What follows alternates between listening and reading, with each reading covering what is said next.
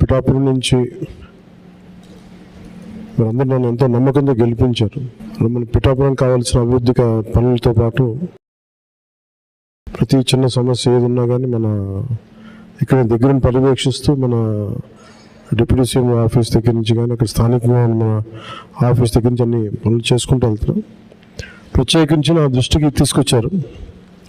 దాదాపు 42 మంది ఆర్ఫన్స్ ఉన్నారు, తల్లిదండ్రులు లేని వాళ్ళు, లేదంటే కూర్చోబెట్టి దాంట్లో సగం మంది కనీసం ఎవరు బాధ్యత తీసుకోవడానికి ఎవరు లేరు. దీనికి మనం ఏదైనా చేయాలని షణ్మోహన్ గారు అలాగే కృష్ణతేజ గారు నా దృష్టికి తీసుకొచ్చారు.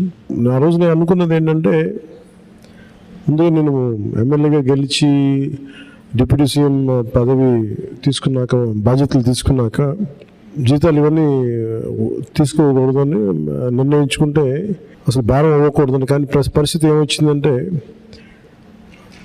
చాలా మిగతా వాళ్ళందరూ కూడా ఇబ్బంది అవుతూ ఉంది. అందువల్ల ప్రత్యేకించి నేను తీసుకొని అది ఎవరికి ఖర్చు పెట్టాలి అని అనుకుంటే, నాకు చదువుకుంటున్న మీకు, తల్లిదండ్రులు కుటుంబం ఇవన్నీ దూరమైన మీకు, అది మీ భవిష్యత్తుకి ఏదైనా ఉంటే చాలా చాలా బాగుంటుంది అనేది నాకు అనిపించింది. దాని తగ్గట్టుగా అడుగు వేసాం.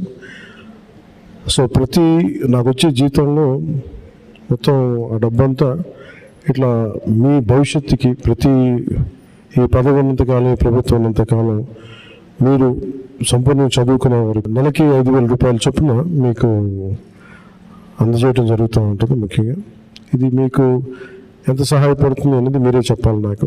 మన ఉన్నతాధికారులు అందరూ ఆలోచించారు. దీంట్లో ఎక్కడ కూడా ఒక కులం కానీ అనే దాంట్లో అన్ని కులాలు ఉన్నారు, అందరూ ఉన్నారు. ఒకరికి నేను ఒక్క కులానికి నేను మాట్లాడాలి ఆ మనస్తత్వం కూడా లేదు నాకు. సో మనస్ఫూర్తి ఇంకోసారి